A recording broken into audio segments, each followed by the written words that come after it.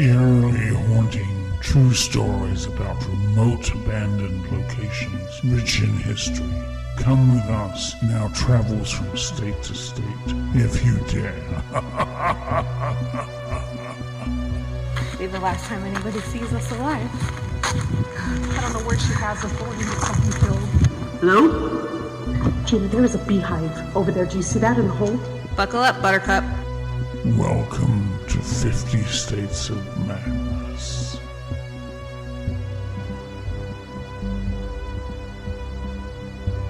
This episode contains content that may be alarming to some listeners. The topic presented today is of a graphic nature and will be discussing violence against children. We do our best to talk about these topics with respect and sincerity, and we hope you will join us whenever you feel ready and able. Welcome to 50 States of Madness. Hi, welcome. Good afternoon. I'm Shannon. I'm Gina. So Shannon and I were on episode 253 of Reform Radio. And we also literally just about 15 minutes ago filmed TikTok. Well, we're trying to jump on this trend right now that's really hot where these girls jump through a car window. Shannon sent it to me last night. I was dying. And I have never laughed so hard in my life. I was hysterically laughing for about an hour. I couldn't stop thinking about it. Then I fell asleep and I woke up this morning and the first thing I did was look at my phone so I could watch it again. I couldn't stop thinking about it. We have to put that video up. Because I could just in my mind, I could envision not us, but you. We did so good. I was very impressed by us though. Yeah. So we'll have that up on our TikTok. Yeah. So you'll have to check out our, I don't even know what the title is because I 50 States of Madness. I know nothing about TikTok. No, Jesus Christ. I mean, the trend. Is there a name for these things or? I don't know if there's the name for that trend. I don't know. I don't, it's just two people. The first clip is younger females. And they make it look very easy. One's sitting in the passenger seat, the other one's climbing through the window. And then it goes to... It's easy when you weigh 20 pounds. Yeah, then it goes to heavier set women, and they're struggling a little. So it's hilarious. Shannon and I fall somewhere in between there. It's just so funny because the look on their faces, because they do it for for the laugh. And before we started it, I told Shannon, I said, hold on, before you start recording, I want to watch the video because I want to see how the girl gets in the car. And she gets in feet first through the window. How does Shannon get in? Head first. I slide in like Free Willy. Beaching itself. I just... a slip and slide. Yeah. So, well, anyways. So anyway, what are we talking about this week? This week we are, again, on a serial killer because that seems to be our trend right now. Yeah. And this one, because when I look them up, I find very interesting ones that I either briefly heard of or heard nothing about. Yeah. So this week I stumbled across the alphabet serial killer. And so...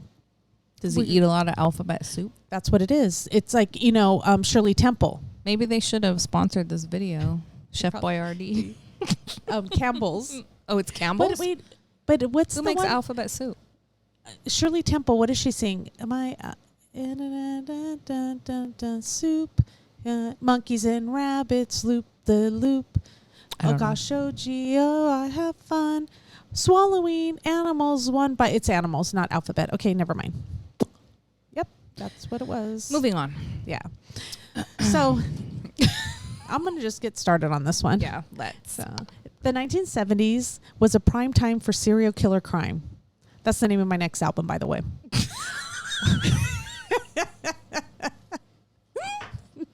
I can't.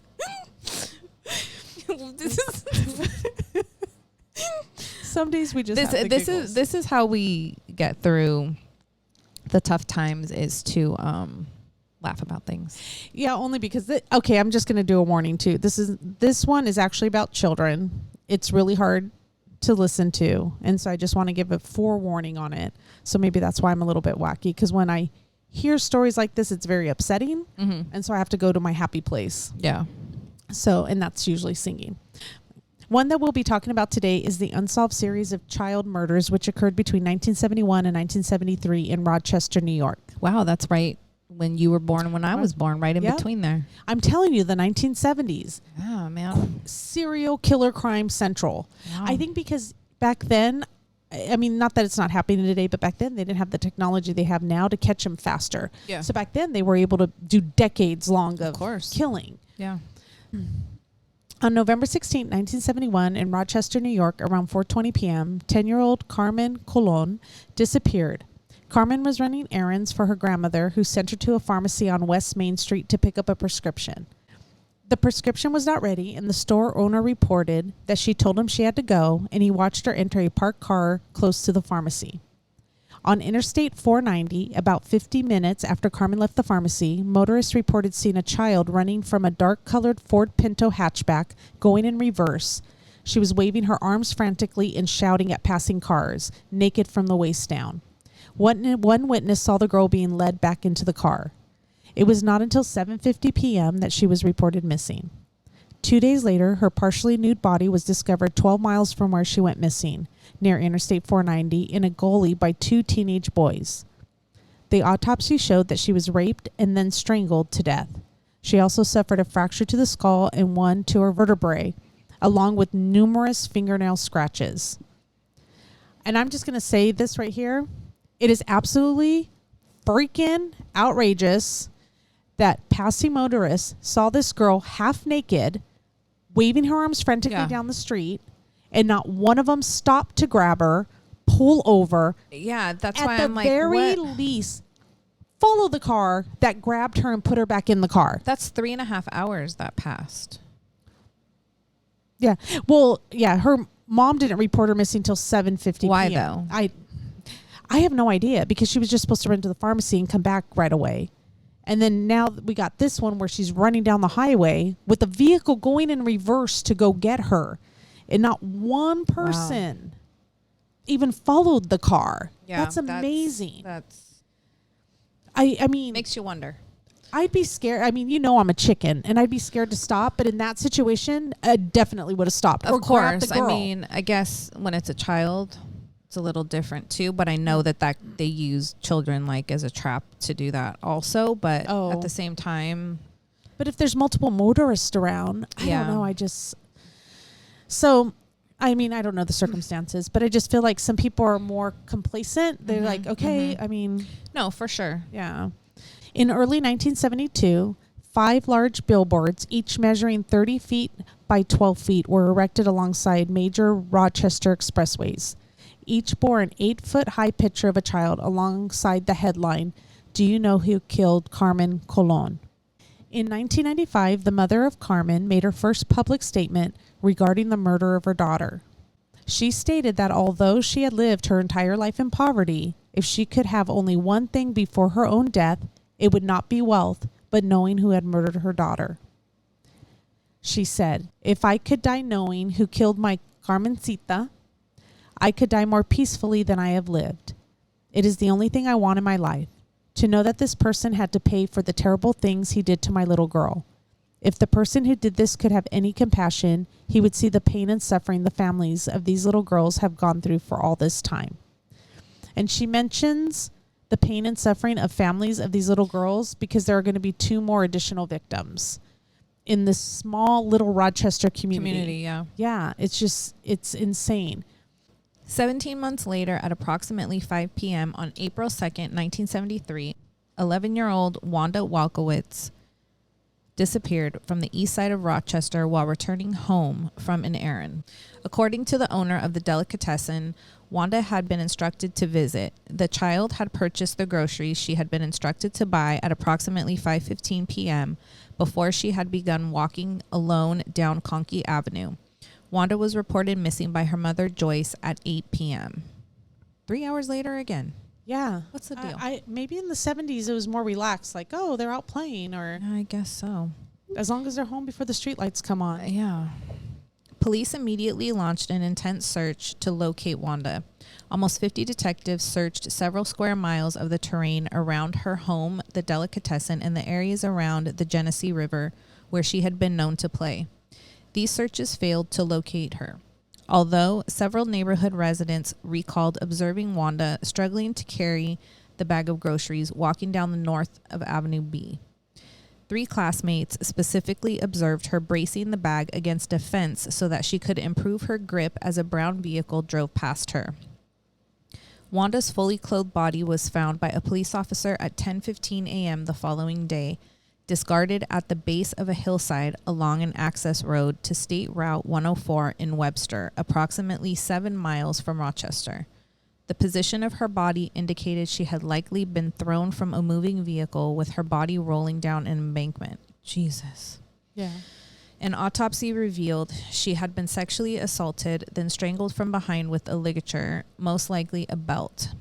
Several defensive wounds indicated Wanda had fought her murderer.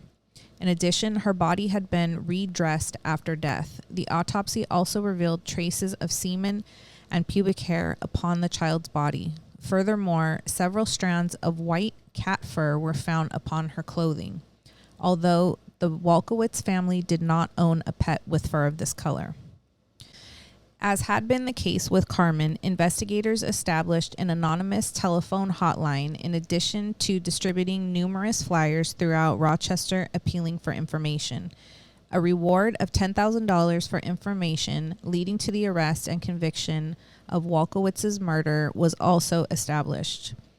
These police inquiries produced an eyewitness who informed investigators that as Wanda had walked home from the delicatessen on the evening of April 2nd, he had observed the child standing alongside the passenger door of a large brown vehicle, conversing with the driver. This eyewitness was unable to obtain a clear view of the occupant of the vehicle, although the location of this sighting was just 0.2 of a mile from the Walkowitz's home. Another individual who contacted investigators following the installation of the anonymous hotline informed investigators she had observed a man forcing a red-haired girl matching Wanda's description into a light-colored Dodge Dart on Conkey Avenue between 5:30 p.m. and 6 p.m. on the evening of her disappearance. The Rochester Police Department dismissed any suggestion of a link between the murders of Carmen and Wanda, although a sheriff's sergeant who had been assigned to investigate Carmen's murder was reassigned to the task force implemented to investigate the murder of Wanda. In September 1973, local television network WOKR announced plans to broadcast a televised reconstruction of Wanda's abduction and subsequent recovery of her body.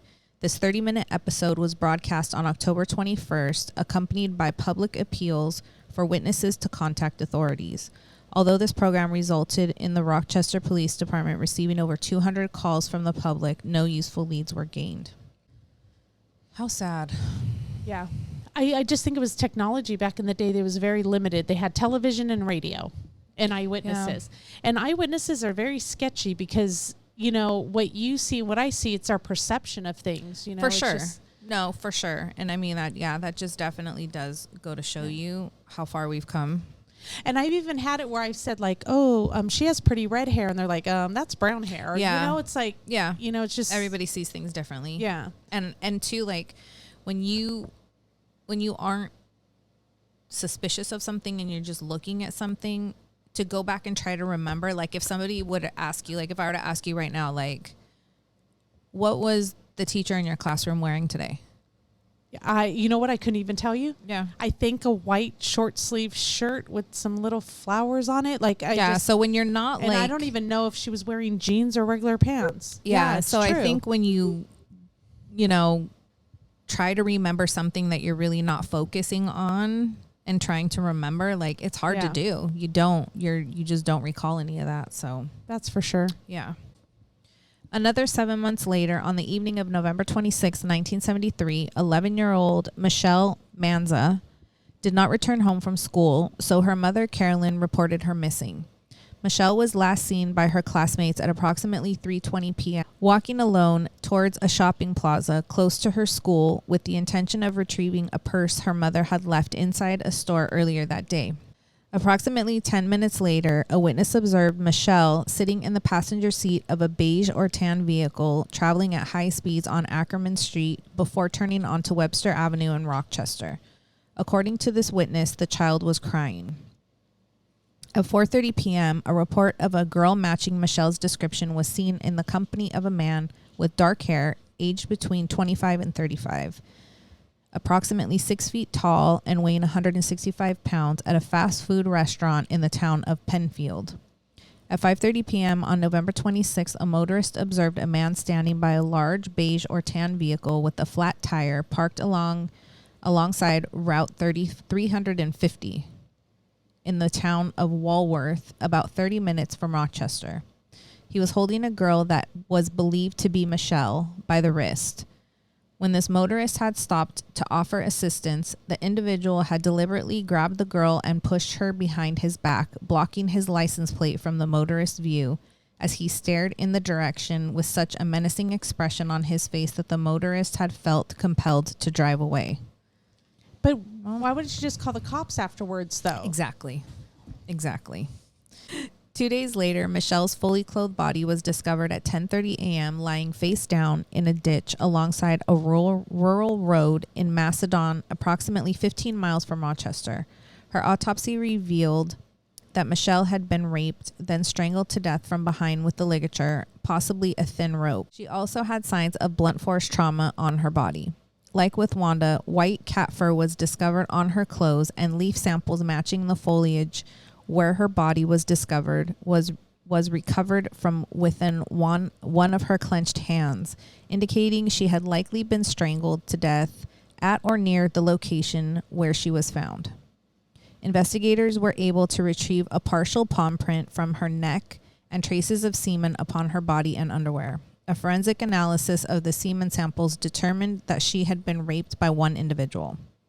Michelle's autopsy also revealed that her stomach had traces of a hamburger and onions, which had been consumed approximately 1 hour before her murder, which match earlier reports of seeing her at a fast food restaurant in Penfield.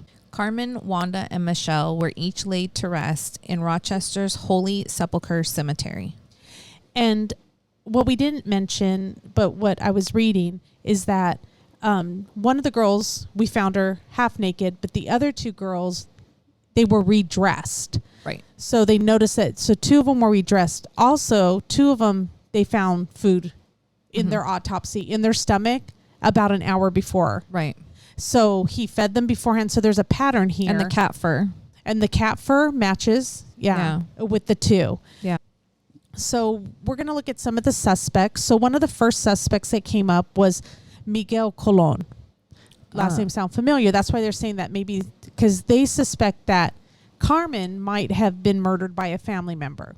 That was their original thought on it. So in the case of Carmen Colon, her uncle Miguel is considered by investigators to be a strong suspect in her murder.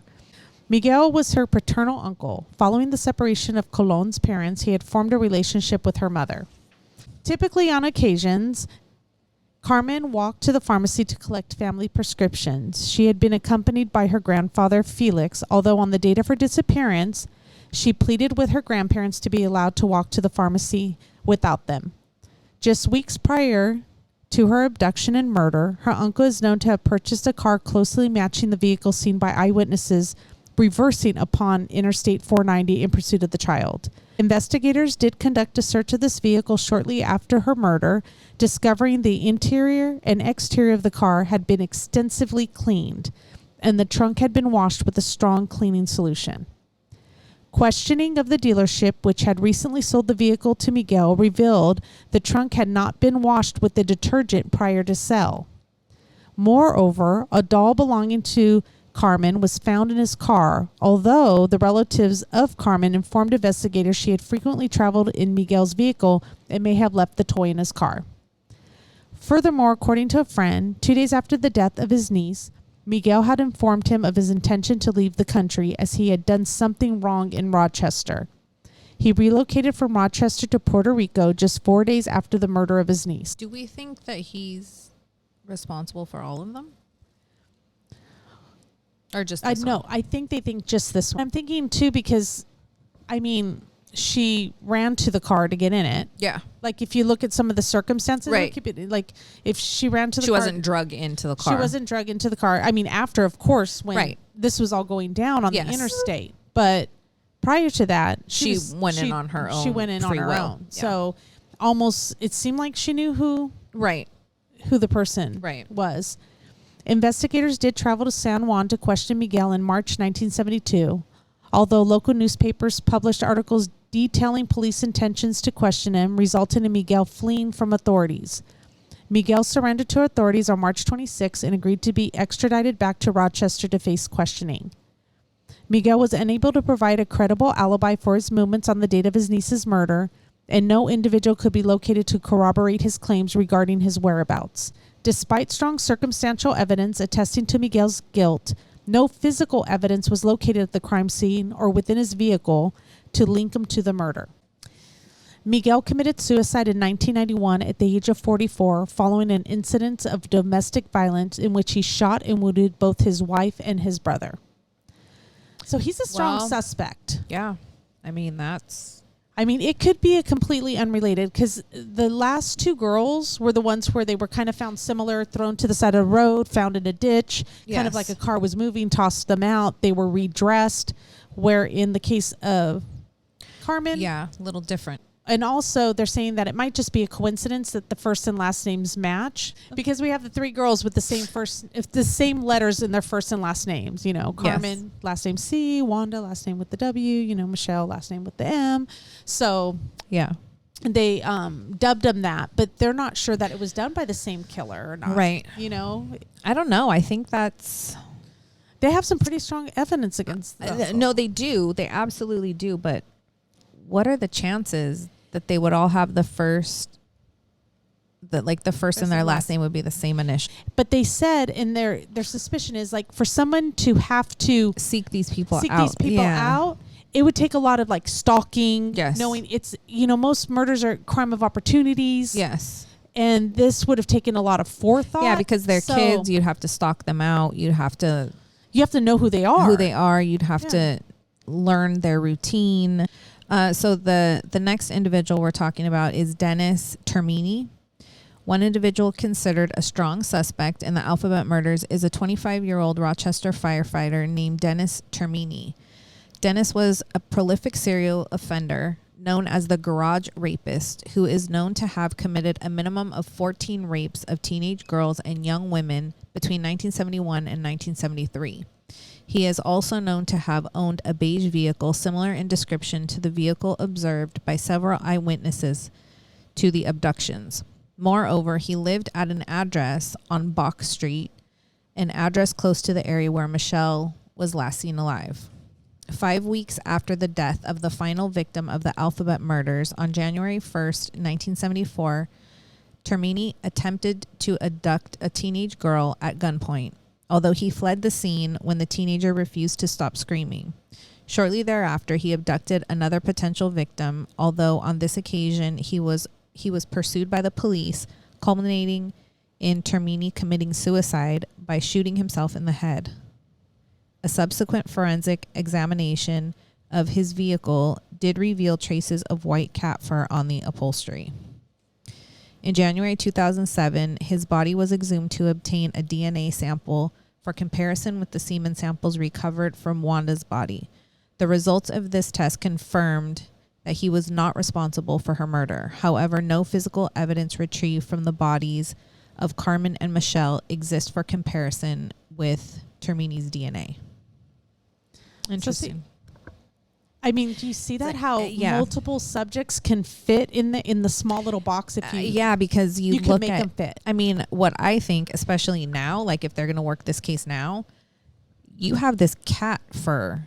Like, is it just white cat fur, or now we can you can do the DNA from a cat, right? And so you can tell if they're the same type of cat or the same breed, because it seems like there's cat fur floating around this place all over. So are these the same cats? Are these different cats? That right there would be a big one, because to me that's what keeps sticking out to me. Yeah, but like they said, his semen didn't match the semen on one of the bodies. On one of them, yeah. So another suspect in the Alphabet murders is serial killer Kenneth Bianchi, who at the time of the murders worked as an ice cream vendor in Rochester. He is known to have worked at locations close to the first 2 murder scenes.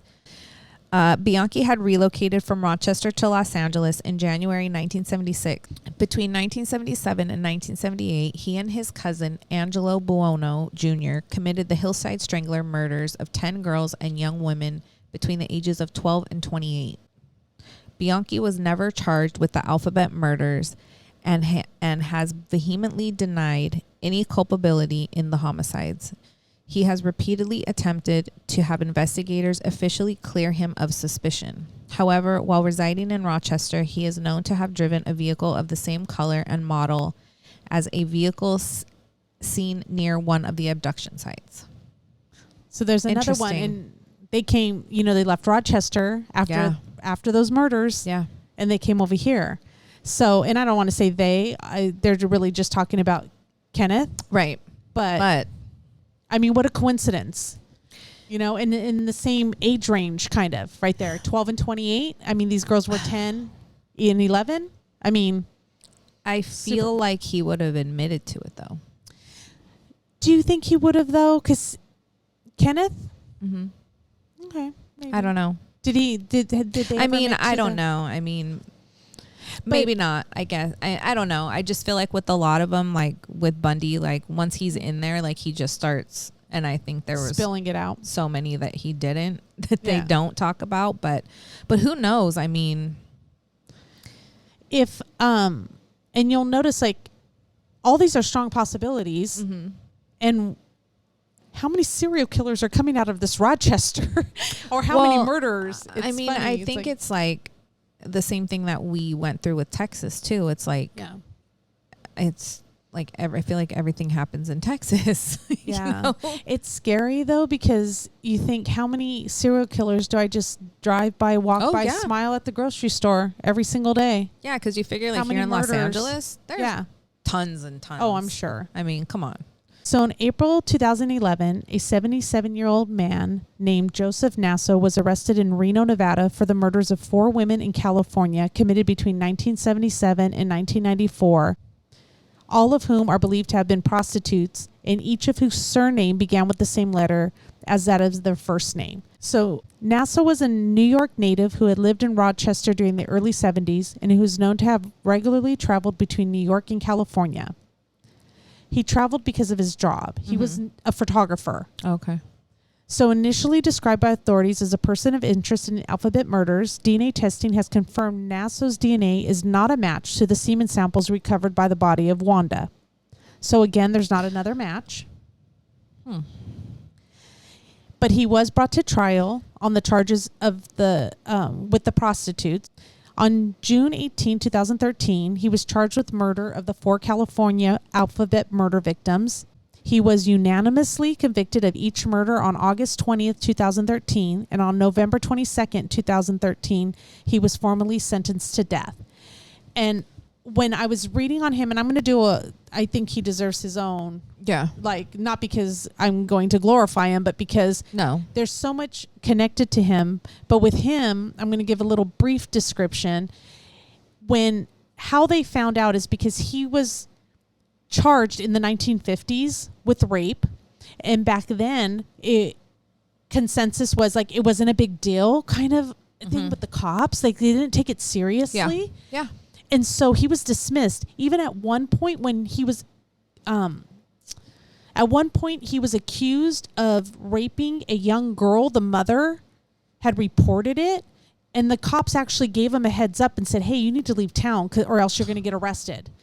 And he left town. That's disgusting. So this guy has this way of like getting away with this stuff. So he's getting braver and braver. Of course. So he's going around raping these women, and he actually keeps a diary of the women he rapes, and he doesn't really know who they are because he doesn't know them enough to ask them like across the country. But he hasn't been convicted of them at all, but he does write in his book, like, let's say, in the book it says like, girl found in Kalamazoo.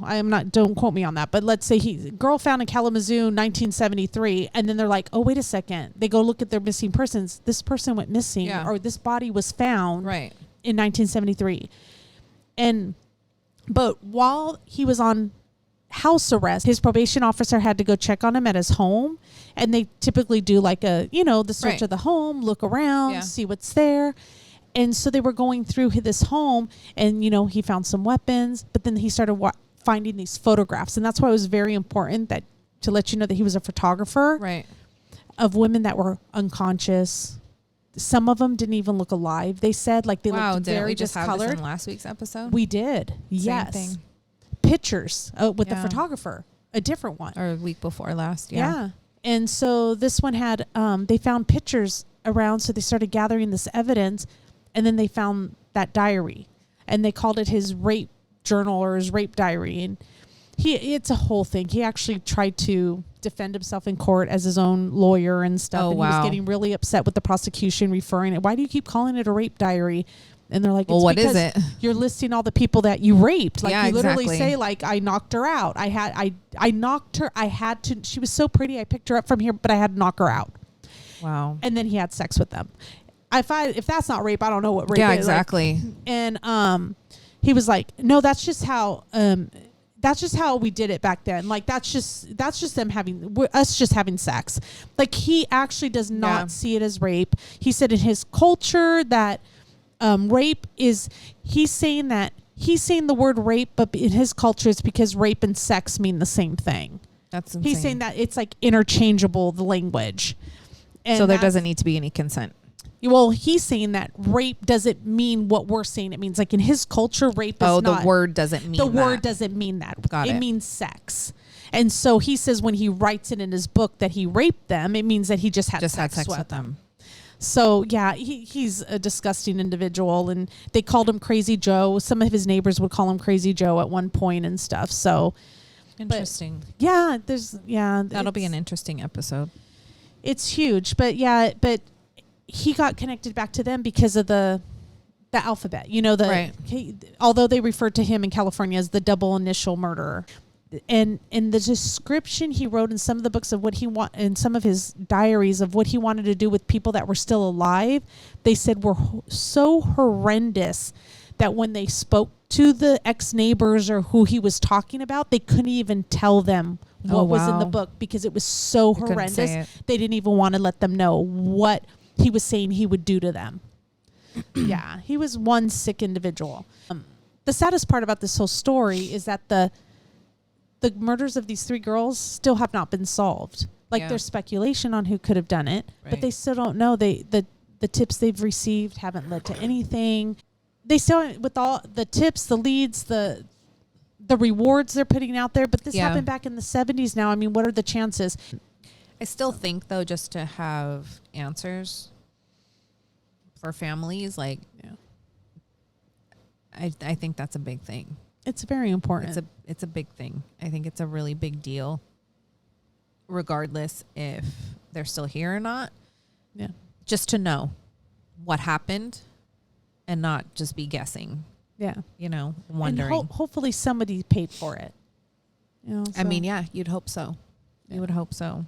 So, yeah. But thanks for joining us this week. Thank you very much for joining us. Thank you to our Patreons. If you would like to support us on Patreon, we are at patreon.com/50 States of Madness. We're on TikTok, Instagram, YouTube, everything at 50 States of Madness. And check out our TikTok this week. Yes. It's going to be one for the ages. Yes. And if you are active on TikTok, we would love for you to stitch us. Yes, please. Listen to me talk. I know. I know what I'm talking about. I have no clue what I'm talking about. She's like, that thing with the sewing that you do? Yeah, just please. stitch it up. Stitch it up. Stitch it up. Yeah, I don't know what I'm talking about. But yeah, do that. So, and then make sure and check out our We're From Radio episode. Make sure and follow them. Absolutely. And we have such a blast. You'll laugh your ass off. Yeah. For sure. And that's all we got. And be safe this week. Yeah. All right. Bye. We'll see you.